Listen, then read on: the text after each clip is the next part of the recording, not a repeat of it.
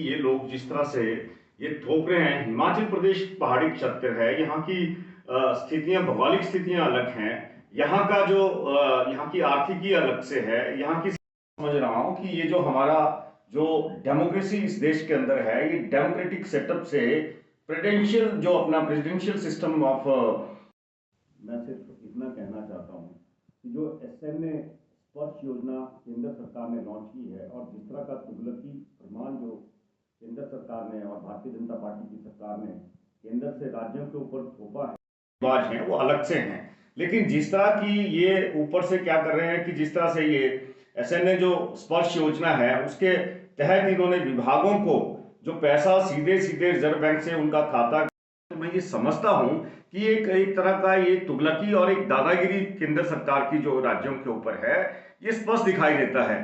तो मुझे लगता है कि जिस तरह से मैं ये बोलना चाहता हूं कि जिस तरह से केंद्र सरकार ने एसएनए योजना जो चलाई है, और मैं समझता हूं ये सीधा सीधा एक तुगलकी फरमान जो है केंद्र सरकार के द्वारा राज्यों की सरकारों के ऊपर थोपा गया है।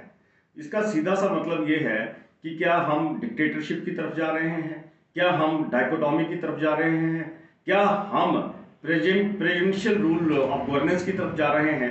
ये एक लोकतांत्रिक व्यवस्था है और लोकतंत्र में जो हमारा जनतंत्र है वो काम करता है। तो मैं ये समझता हूं कि अगर इस तरह के फरमान जो हैं राज्यों को केंद्र सरकार की तरफ से आते हैं तो ये बिल्कुल भी मैं कहता हूं कोई नीतिगत फैसला केंद्र सरकार का नहीं है, ये दबाने वाली प्रक्रिया है।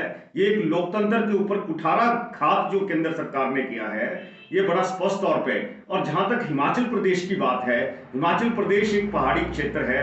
यहाँ की स्थितियां जो हैं वो दुर्गम परिस्थितियों से हम लोग रहते हैं, गुजरते हैं। हमारी आर्थिक नीतियां अलग हैं, हमारा परिवेश अलग है, हमारी भौगोलिक स्थितियां अलग हैं और हमारे रीति रिवाज, रहन सहन सब कुछ अलग है। और उसके हिसाब से जिस तरह का ये एसएनए स्पर्श योजना केंद्र सरकार ने हिमाचल प्रदेश के विभागों को केंद्रीय अपना जो रिजर्व बैंक ऑफ इंडिया है उसके माध्यम से जो अलग से नोडल एजेंसी बना के जो खाता खोलने की प्रक्रिया करी है, तो मैं कहता हूं ये बिल्कुल गलत है। तो फिर इस वजह से तो मुझे ये लगता है कि तो प्रदेश के मुख्यमंत्री का क्या काम रह गया, प्रदेश के फाइनेंस मंत्री का क्या काम रह गया। तो ये कहता हूं मैं, ये सीधे सीधे तौर पे ये लोकतांत्रिक प्रक्रिया को सीधे तौर पे प्रेसिडेंशियल गवर्नेंस की तरफ को जो है ये केंद्र सरकार लेके जा रही है, जो मैं कहता हूं हमारे लोकतंत्र के साथ खिलवाड़ है, हमारे जनतंत्र के साथ खिलवाड़ है और ये प्रजातंत्र के साथ खिलवाड़ है। इस तरह की दादागिरी जो है वो बिल्कुल भी सहन, मेरे ख्याल में हिमाचल प्रदेश की जनता, देश की जनता कभी सहन नहीं कर पाएगी। ये गलत प्रक्रिया है।